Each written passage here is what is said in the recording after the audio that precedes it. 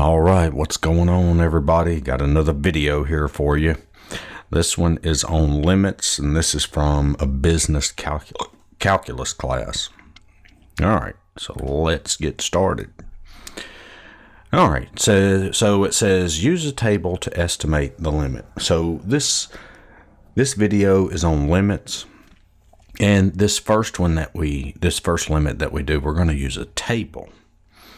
So we want to know the limit. Now, I know I'll write this kind of messy. This part right here, this right here, that is actually LIM. Okay, so I know I write it messy, but that's what it is.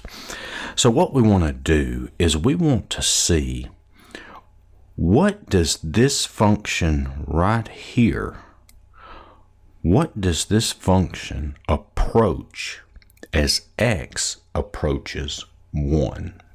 So basically what we're doing, as x gets closer and closer to 1, what are the y values getting closer and closer to?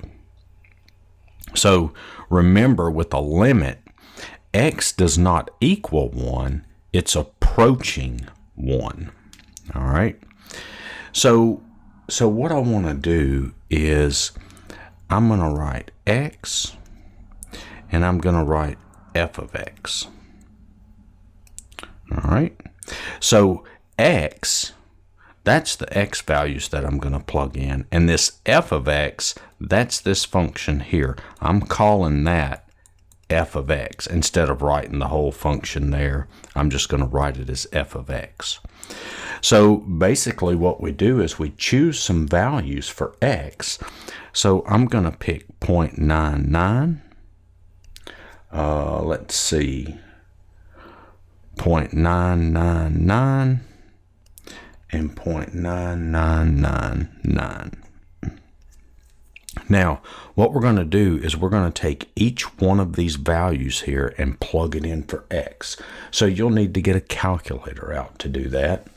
So if we plug the 0.99 in for x, we're going to get 0.50126.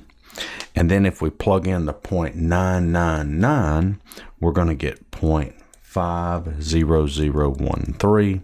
And then if we plug this last one in, we're going to get 0.50001. All right. Now, let's make another table.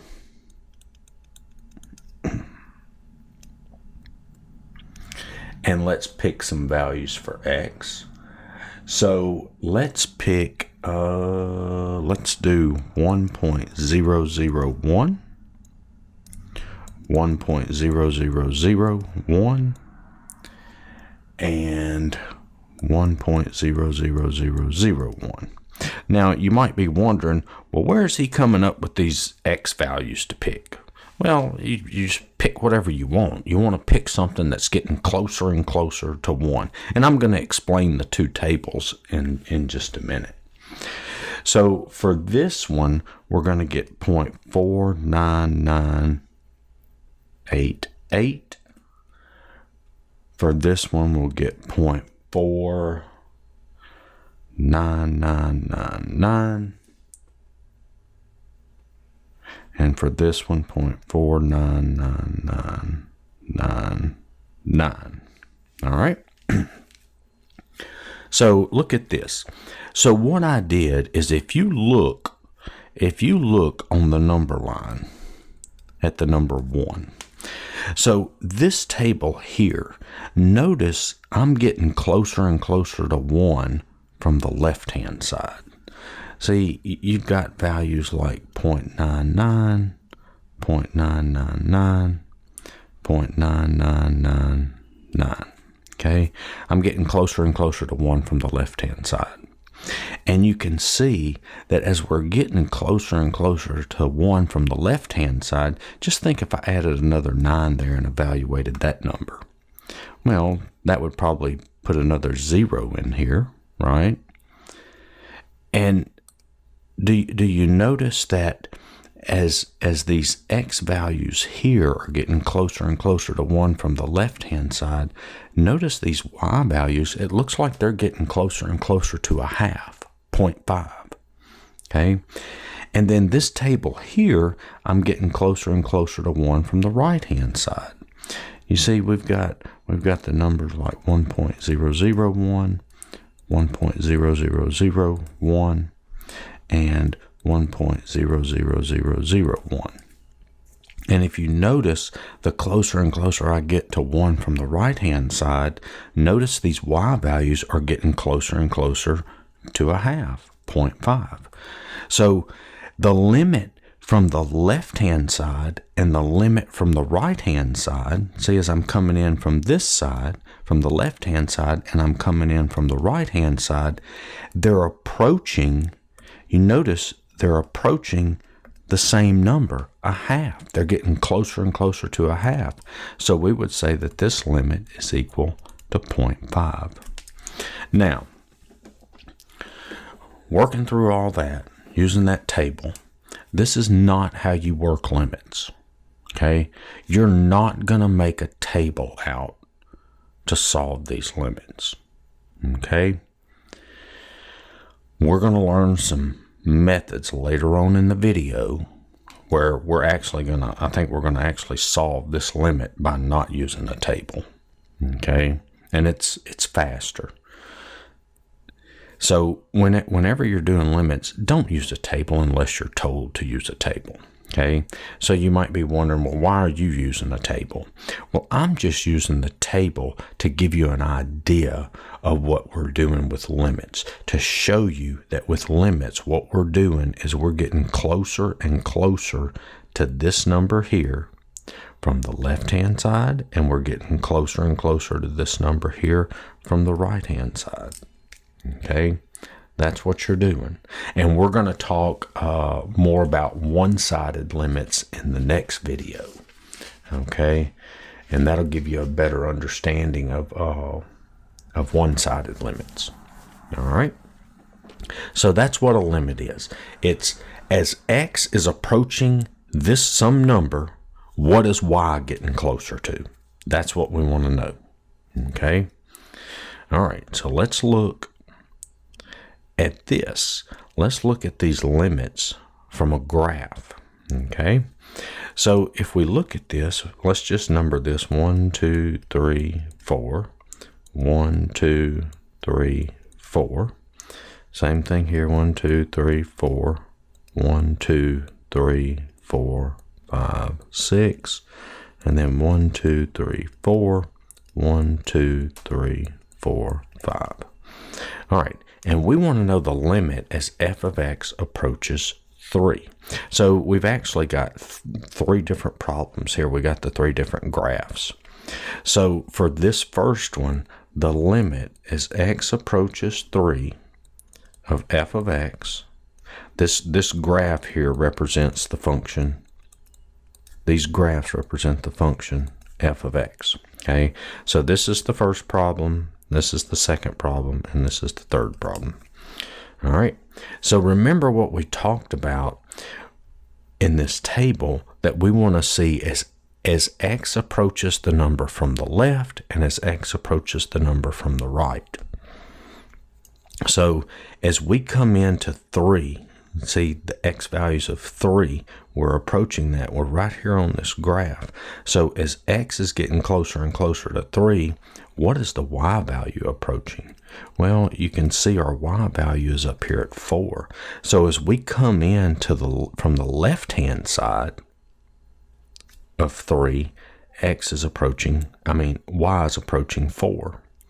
And as we come into 3 from the right-hand side, the y value, you can see we're on this part of the graph, the y value is also approaching 4. So from the left and from the right, we're approaching 4. So we would say this equals 4. Okay, same thing here. Look at this. We're approaching 3 from the left. Now, as we're approaching 3 from the left, look at the y values. Oh, but look here. At 3, the value is 6. So would that be our answer, 6?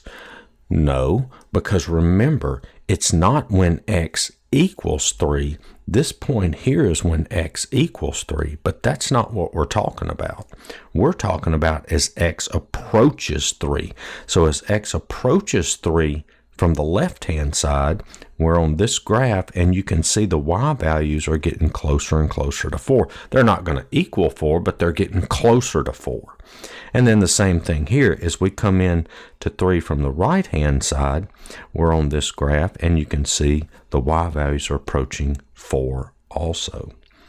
All right, so we would say this is the limit as x approaches 3 of f of x would also equal 4. And then this last one here, the limit as x approaches 3 of f of x, well, come into 3 from the left, y is approaching 4. Come into 3 from the right, y is approaching 4. It doesn't equal 4, but it's approaching 4. And we would say this equals 4. All right, so now this one, we want to know the limit as x approaches 2 of f of x. And these graphs here represent the graph of f of x. So let's look at this, the first problem here. All right, so as we come in to 2, that's 1, that's 2, 1, 2, 3, 4, 5, and then we got 1, 2, 3. So as we're coming into 2 from the left-hand side, we're on this graph, and you can see from the left-hand side, we're here at 3. But if we come in from the right-hand side, we're on this graph, and you can see we're approaching 5 from the right-hand side. So look at that. When we come in from the left, we're approaching 3. We come in from the right, we're approaching 5. They're approaching 2 different numbers. So we would say this does not exist. Okay? So here we've got the limit as x approaches 2. So as we come into 2 from the left, well, what is this graph doing? Well, the closer and closer it gets to the value of 2 from the left-hand side, this graph just keeps getting larger and larger. It just keeps going forever. So from the left-hand side, it's approaching infinity. And from the right-hand side, you can see it's doing the same thing. It's approaching infinity. So we would say that the limit of f of x as x approaches 2 is equal to infinity. Now, another answer that we could write for this is, since it's approaching infinity, that means it's increasing without bound. We could say that this does not exist. But I don't want that. Now this one here, we had to put does not exist because they're approaching 2 different numbers. This one, it's not approaching a number, it just keeps increasing and increasing, so that limit does not exist. But if you can tell me that it's approaching infinity, see how both of them's going to infinity? Then I want you to tell me it's going to infinity. Okay? And you know, sometimes, you know, like for this graph, let's say if you had a graph that looked like this, and we had the limit as x approaches 0 of f of x. Let's say you had that. Well, if we come in from the left, it's approaching negative infinity. We come in from the right, it's approaching positive infinity. So we couldn't really write infinity or negative infinity because from the left and the right, they're going in 2 different directions. So this one, we would need to put does not exist. Okay? So that's looking at limits from a table. That's looking at them in a graph also. Okay? And using the graph, that's something that you would need to do sometimes. Sometimes it's easier just to maybe sketch the graph real quick and find the limit like that. Okay? Now, what about finding limits, just working them out by hand using properties? Okay, so let's look at this. So algebraic properties of limits. So this one, the limit as x approaches c of f of x plus g of x, f of x minus g of x. All this is saying is that we can take the limit of f of x, the limit of g of x, and we can add them or subtract them. We can split them up. That's all that's telling you. And then this one is telling us if k is a constant, k is some number, we can take that constant and pull it outside the limit. And then if we have two functions multiplied together, we can take the limit of each function individually and then multiply those results together. And then division, same thing. We can take the limit of the numerator, we can take the limit of the denominator, and then divide them. And of course, that's if the denominator does not equal 0. And then this one, if we have a function raised to a power, then we can actually just take the limit of the function and then raise it to that power. And of course, that's provided if this limit exists. Okay. The limit of two linear functions. So the limit of k, and notice here, k is a constant. So anytime you take the limit of a constant, whatever number it's approaching, your answer is just that constant. And then here, the limit of x as x approaches c, we're just replacing the x with the c, and that would be your limit. Okay. And the limit of polynomials and rational functions, if p of x and q of x are polynomials, then the limit of p of x as x approaches c is p of c. We'll talk about that a little more in a minute. And then the limit of p of x over q of x as x approaches c is p of c over q of c if q of c does not equal 0. So that's nice right here. This right here, and this one right here kind of goes along with it. So basically what they're telling us is if we're taking the limit of a polynomial, then all we have to do is evaluate the function or the polynomial at that value. All we got to do is take this number here, plug it in for x, and that's your limit. And that's all this is saying. We can take the number, plug it in for x, and that's our limit. And the same thing here. Okay? All right, so let's work several examples with this, using this. Okay? All right, so here it says find the limit as x approaches -1 of 3x cubed minus 4x plus 8. Okay, so this is a polynomial. All we have to do is plug the -1 in for x. So that's 3 times -1 cubed minus 4 times -1 plus 8. And so -1 to the third is -1. So -1 times 3 is -3 plus 4 plus 8. That's one, was that 9? Make sure I get all my arithmetic correct, or I will hear it in the comments. All right.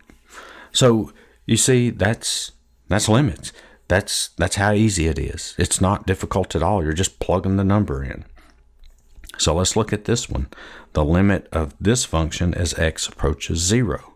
So just plug the 0 in. So that's 3 times 0 cubed minus 8 over 0 minus 2, which is -8 over -2, which is 4. And there's your answer. All right. All right, so let's look at this one. Now, if we plug the number in, 2 plus 1 over 2 minus 2 is 3 over 0. Oh, that can't happen because remember, we've got the rational function here. Yeah, we can just go ahead and plug the number in, but notice what it says, that the denominator can't be 0. And in this case, the denominator is 0. And notice how we have a number over 0. We have 3 over 0. All right, so let's look at this in depth a little more. All right, so obviously 3 over 0, that's undefined. But let's look at it. And this is kind of jumping ahead a little bit into the next section, okay, on one-sided limits. So let's just kind of look at that here, and then it'll make the next lesson a little easier, I think. All right, so let's look at this. We're approaching 2. We want to get closer and closer to 2. So if it helps, just draw you a number line, and we're coming into 2 from the left, and we want to come into 2 from the right. Okay, so think about this. Let's suppose I'm coming into 2 from the right. Let's look at that one first. So I would be plugging in numbers like 2.1, 2.01, 2.001, and so on. Those are the numbers I would plug in. Now, let's agree on this. If I plug 2.1 in, I get 3.1 in the numerator. If I plug 2.01 in, I get 3.01. If I plug the 2.001 in, I get 3.001.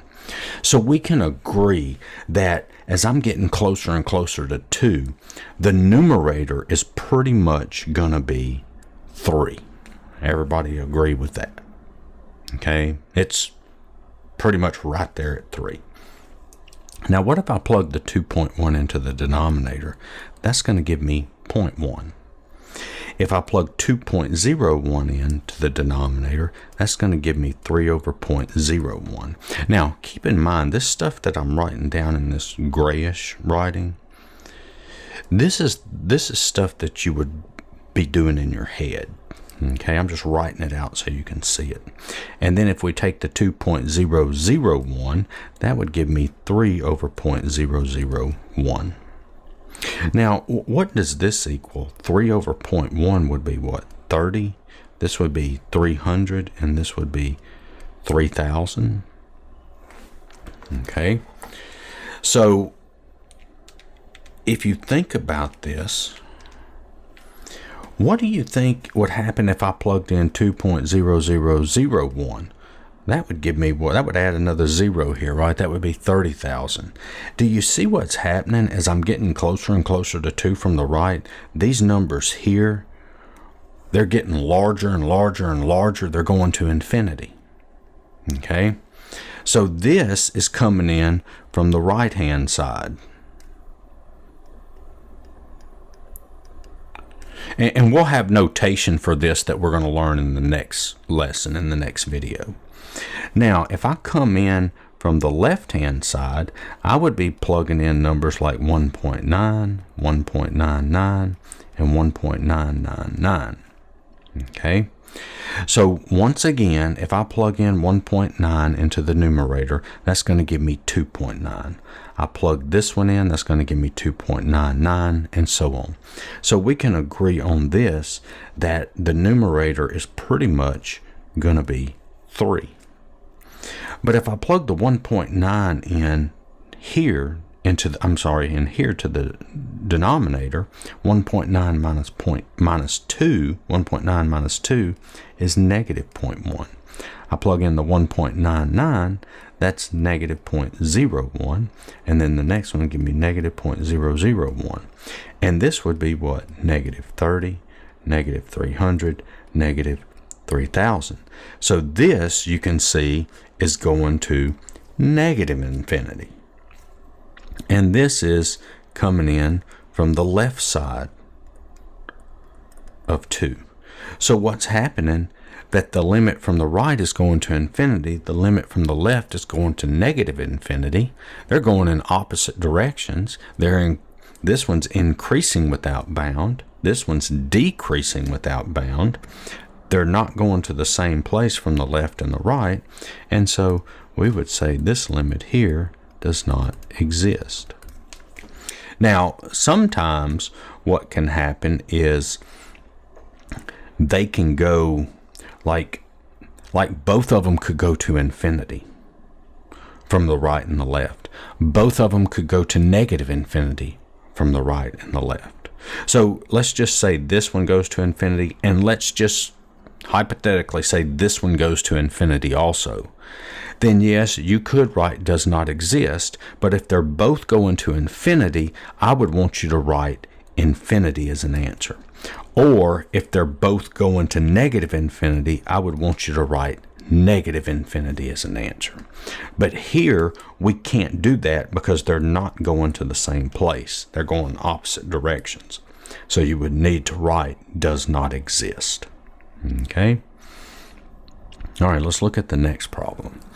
All right, so if we plug the 1 in, let's look at this. 1 squared minus 1 over 1 squared minus 3 times 1 plus 2. Well, that's going to give us 0 over 0. Okay? All right. So let's talk about this. Students get messed up on this all the time. Okay? So let's look at the difference between this problem and number 3. This problem here. So notice when we plug the 2 in, we got 3 over 0. We got some number that was not 0. We got 3 over 0. But notice on this one we get 0 over 0. That's something special there. And I hope that everybody watching this video knows that 0 over 0 is not 1. Okay? All right. So we got 0 over 0. Now, whenever you're taking a limit, you got a rational function here. You plug the number in and you get 0 over 0. I still remember this to this day, what my teacher told me when I took calculus. If you plug the number in and you get 0 over 0, do something else. Okay? That's when you get 0 over 0. It can't be a number like 1, 2, 3, -1, -2, anything like that. It can't be some number over 0. It has to be 0 over 0. So what we're going to do is we're going to write this. The limit as x goes to 1.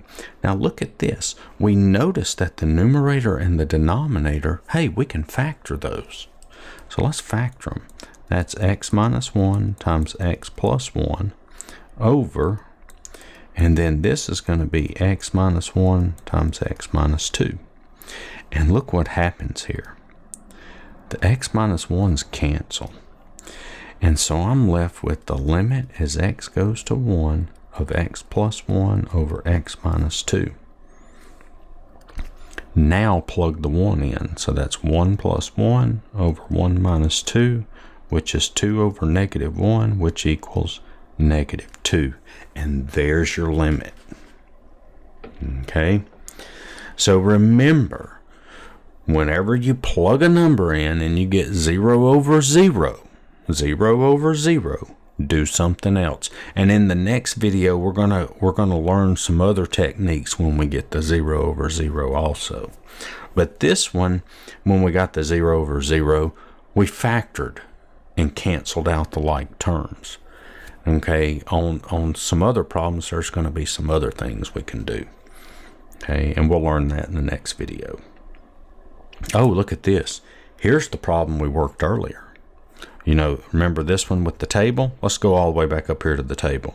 See, there it is, square root of x minus 1 over x minus 1. So let's see, what do we do about this? Okay, so obviously you can see when I plug the 1 in, I'm going to get 0 over 0.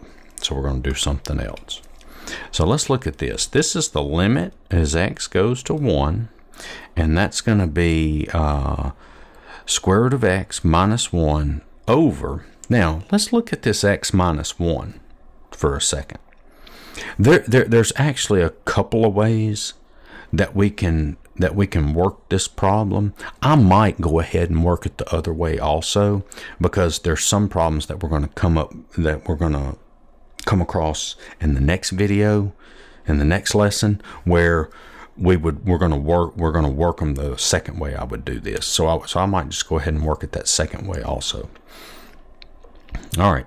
So let's look at this. If you have x squared minus 1, let's just say you have that. We know that factors into x minus 1 times x plus 1, right?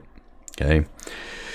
So let's look at this. And also, if you had, say, x to the 4th minus 1, well, remember, these are in the form a squared minus b squared equals a minus b times a plus b, right? That's the form these are in, because this x to the 4th can be written as x squared squared minus 1, which would be x squared minus 1 times x squared plus 1. Now what do we have here? We have x minus 1, and we want to factor that. So when you first glance at this, you're looking and saying, well, that's not, I can't write that as something squared. Well, sure we can. Wouldn't x be the same thing as the square root of x squared minus 1? Because if square root of x squared is just x, right? And so this would factor in to the square root of x minus 1 times square root of x plus 1. Okay, so that's square root of x minus 1 times square root of x plus 1. And you can see that these two cancel. And so I'm left with the limit as x goes to 1 of 1 over square root of x plus 1. And now we can plug the 1 in, 1 over square root of 1 plus 1, which that would be 1/2. And that's what we got earlier when we did the table. We got 0.5. Remember, we got 0.5, which is 1/2. We got that as an answer. All right, so let's go ahead and work this one the second way. So we've got the limit as x goes to 1 of square root of x minus 1 over x, over x minus 1. Okay, so obviously if I'm working this problem, I'm doing it this way.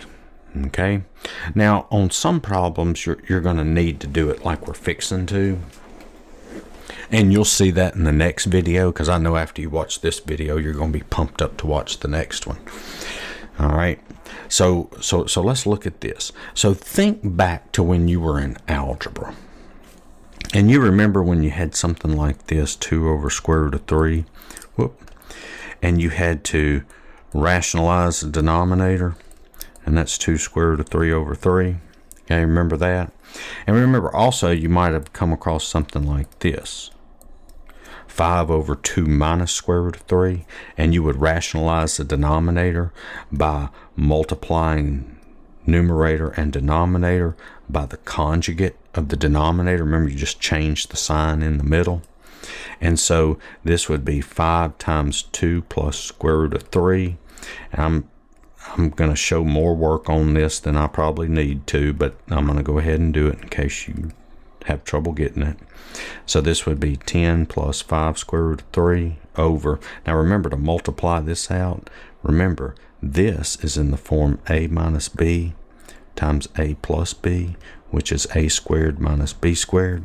Okay, a is 2, b is square root of 3 in this one. See, so 2 squared is what? 4. Square root of 3 squared is what? 3. Square root of 3 raised to the second power is 3. And so, but anyway, that's what I was getting at. So that'd be 10 plus 5 square root of 3 over 1. Okay, but just the main thing I was just showing you how to multiply that out using this a minus b times a plus b. All right, so that's rationalizing the denominator.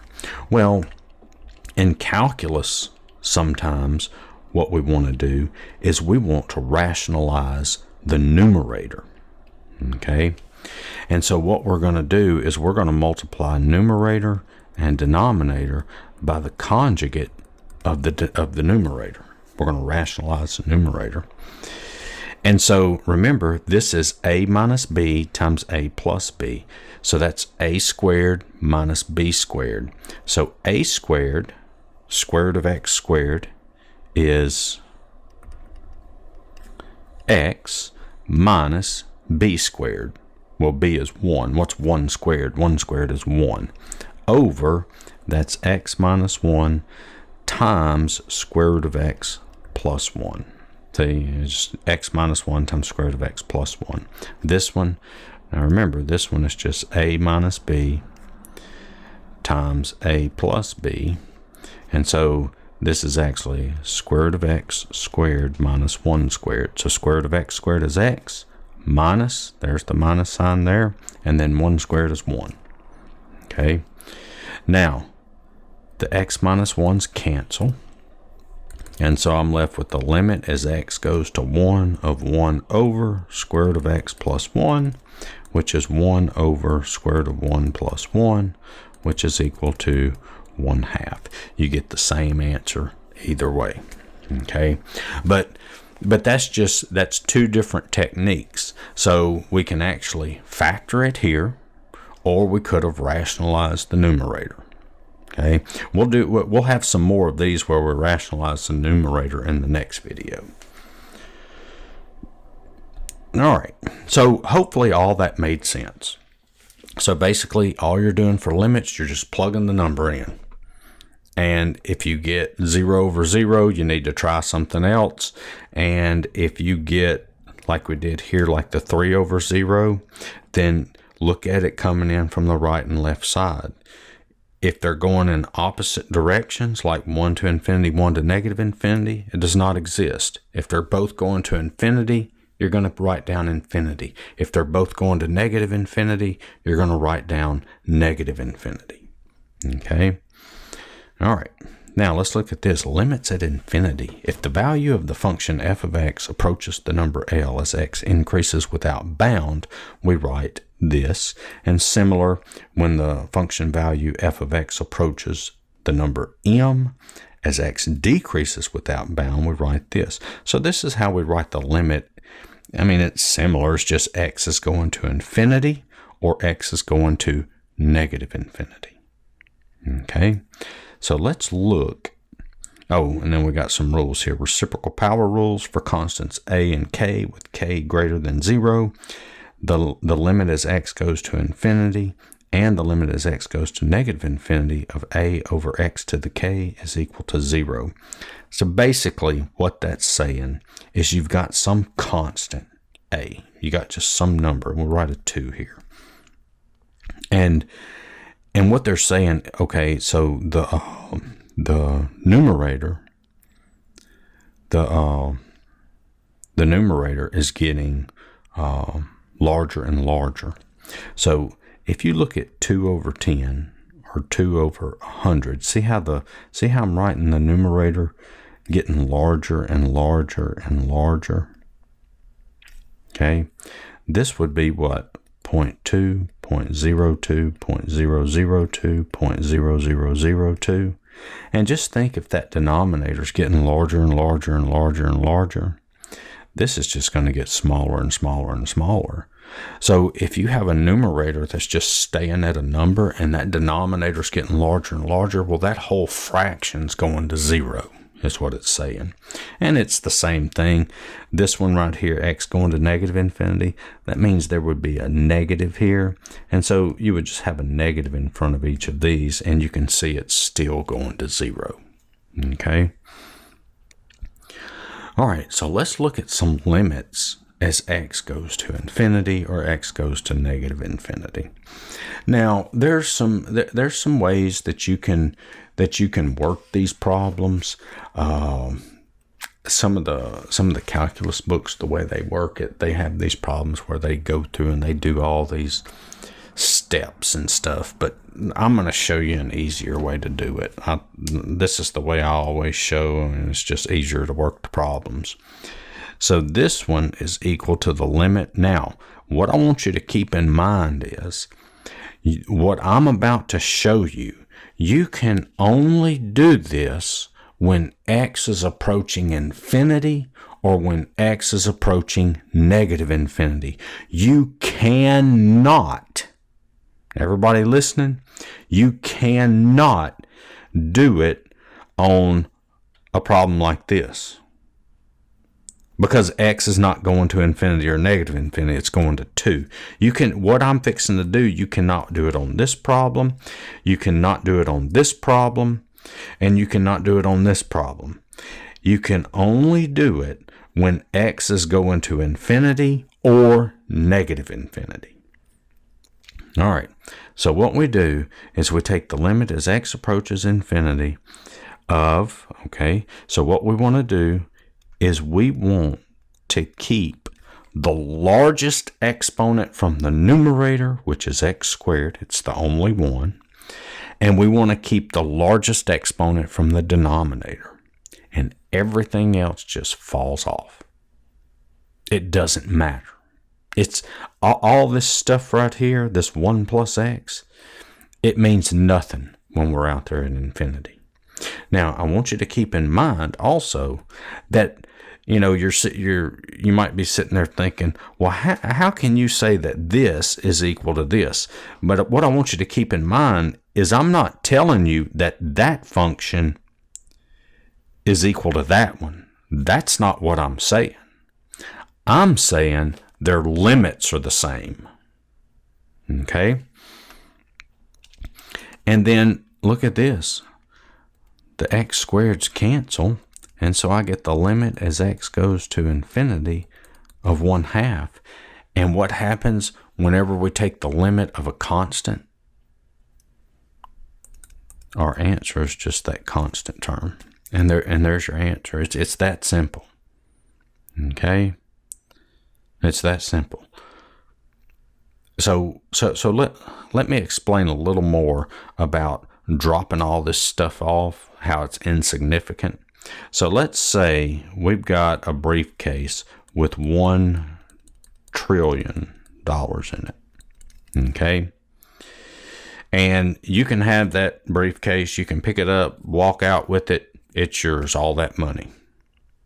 Or what you can do is you can hang around and listen to me talk about this stuff all day. And I've got another briefcase in here that has $1 trillion and $1 in it. It's got an extra dollar in it. What are you going to do? You going to take this? You going to sit around and listen to me talk about this junk all day? Or are you just going to take that briefcase and go? You're just going to take this one and go, because that $1 means nothing when you've got $1 trillion. And that's what this right here means to that x squared term. It means nothing when you're out there at infinity. Okay? All right. So now let's look at this one. All right. So what does it say to do? It says keep the largest only when x is going to infinity or negative infinity. You keep the largest exponent from the numerator and the largest exponent from the denominator. And so you can see here, once again, the x squareds cancel. I'm left with the limit as x goes to infinity of 2/3. And so my answer is 2/3. All right. Let's take a look at this one. So this is the limit as x goes to infinity. Keep the largest exponent from the numerator, negative x cubed. Keep the largest exponent from the denominator. Everything else drops off. And so this is going to be the limit as x goes to infinity of negative x squared. See, that cancels. That's 1. That cancels x squared. And so as x goes to infinity, you think about it, you're taking a really big number and squaring it. So that's going to give you a big number back, and then it's got the negative sign in front. So that would be going to negative infinity. And I know what you're thinking. I know what you're thinking here. You're sitting there thinking, oh, but you're squaring it. The negative times a negative is a positive. Yeah, a negative times a negative is a positive. But look, if we take negative 5 squared, that is equal to negative 25. Negative 5 squared is equal to positive 25. This negative is not, that squared is not on that negative, just like this squared is not on that negative. Now, if this were written like this, that would be a different story. Okay? But it's not. Okay? This squared here is not on that negative. It's just on the x. Okay? All right, so let's look at this one. All right, so we've got the limit as x goes to infinity, and we keep the largest exponent from the numerator, largest exponent from the denominator. And look what happens here. That cancels with that. And so we're left with the limit as x goes to infinity of 1 over 2x. Now what's happening? X is going to infinity, so that means the denominator is getting larger and larger and larger. The numerator is just staying at a number 1, so that means the whole fraction is going to 0. All right, I think we got 2 more problems to work. Yeah, 2 more and we'll be done. All right, so what about this one going to x going to negative infinity? Look, it's worked exactly the same that we just did. It's just going to negative infinity instead. So that's the limit as x goes to negative infinity of 2x squared over 7x squared. Keep the largest exponent from the numerator, largest exponent from the denominator. And so this is going to be the limit as x goes to negative infinity. The x squareds cancel. That's 2/7. So that's just 2 over 7. And there's your answer.